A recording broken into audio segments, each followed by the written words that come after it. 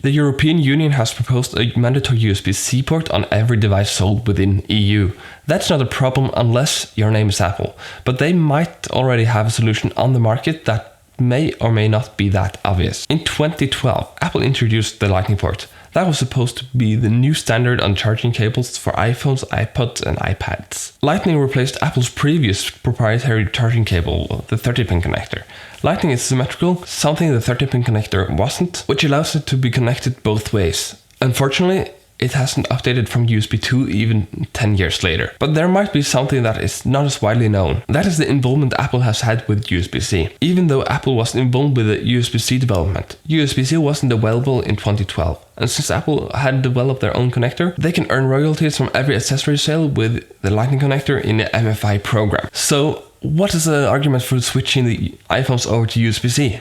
Well, for one, the whole industry is switching over. Even Apple's products like iPads and Macs. Lightning is a USB 2 standard, so the data transfer is super slow. But until ProRes Video came to the Pro iPhones this year, that hasn't been a big problem unless you connected your phone to your Mac and transferred large files. And as alluded to earlier, the EU has proposed a ruling for USB-C as the only charging port in the EU. Apple is of course against it, because that means Apple loses royalties from the MFI program. So if Apple doesn't want to deal with the EU over their proprietary Lightning connector, Apple has to go portless. Yes, I said it. So why do it? The iPhone would technically be more water resistant and Apple could put a slightly bigger battery inside. Even removal of the port could give a bigger battery. And Apple would probably sell more AirPods since there's no way to connect headphones or earbuds with wires anymore. That also means you have to charge wirelessly.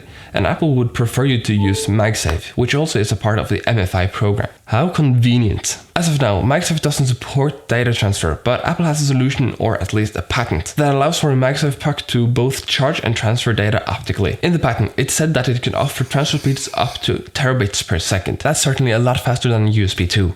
And that brings me perfectly over to the future of MagSafe. The EU regulations only applies to physical ports, not inductive or wireless charging, so it makes perfect sense for Apple to remove the Lightning port and start to use MagSafe exclusively. They not only get around the EU's ruling, but it also earns money from MagSafe accessories. We can find patents that Apple filed for wireless charging from a Mac. That would probably be MagSafe. That allows Apple to also transfer data directly to the Mac wirelessly. That would be a future I'm excited about. Of course, this is only patent, so it's not guaranteed that it will become reality, but it's still exciting. And if the rumors are true, the iPhone 14 could get 8K video recording. If that includes 8K ProRes, AirDrop or Lightning speeds, ain't cutting it. What do you think? Could we see a portless iPhone in the future? Let me know down in the comments. So if you liked this video, please hit the like button and consider subscribing for more tech related content.